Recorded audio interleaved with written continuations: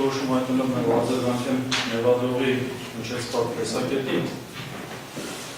Մեղադրողը նշում է, որ հակասություն կա վերաքննիչ քրեական դատարանի երկու որոշումների միջև, իրական մեկ հակասություն չկա։ Ինչու չկա, որովհետև վերջին որոշումը, որին գործենք ելը ներկայացնենք դատարանին, այդ որոշման մեջ ես մեջ բերում եմ հետևյալ ազդեցությունը։ Ինչ վերաբերում է մեղադրյալ Հայկ Փարաշյանի կողմից չարձագանքված դժողների նկատմամբ պահորին ազդեցություն ունենալու հանգամանքին, ապա վերաքննիչ դատարանը հարկ է համարում նշել, որ դժողներ Ստեփան Ասատրյանի եւ Արամայիս Տախմազյանի նկատմամբ կիրառված են հատուկ պաշտպանության միջոցներ, որպեսզի տվյալներ հայտնվել է պաշտպանների կողմից ինչպես դատական իսկ դիտացում, այնպես էլ ներկայացված բողոքում, որին սակայն հակափաստարկներ չեն ներկայացվել,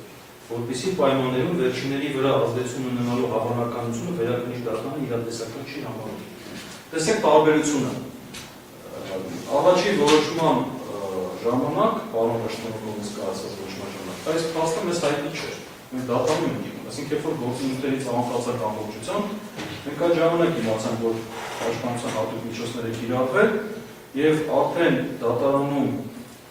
2026 թվականի հունվարի քննվող նիստի ժամանակ,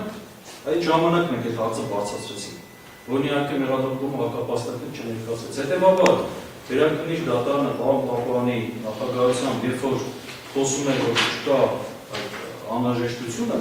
խոսում է նոր այս հանգամանքի մասին, այստեղ հակասության մասին խոսք չի կարող։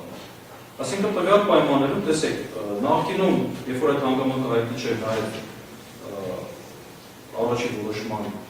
որոշումը կայացնող դատավորին, հիմա դժողների հասնում։ Նախ դժողները այդ անձինք չեն, որոնք կարող են ճնշվել կամ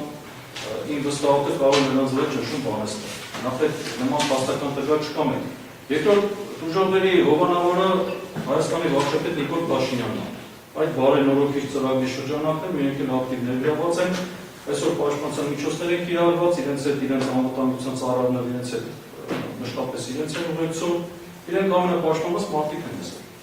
Եվ այս առումով այդ փաստը երբ որ հայտնի է դարձել, եւ այդ դժողների վրա ազդելու այդ փաստարկը արդեն մոտս է ցնցել։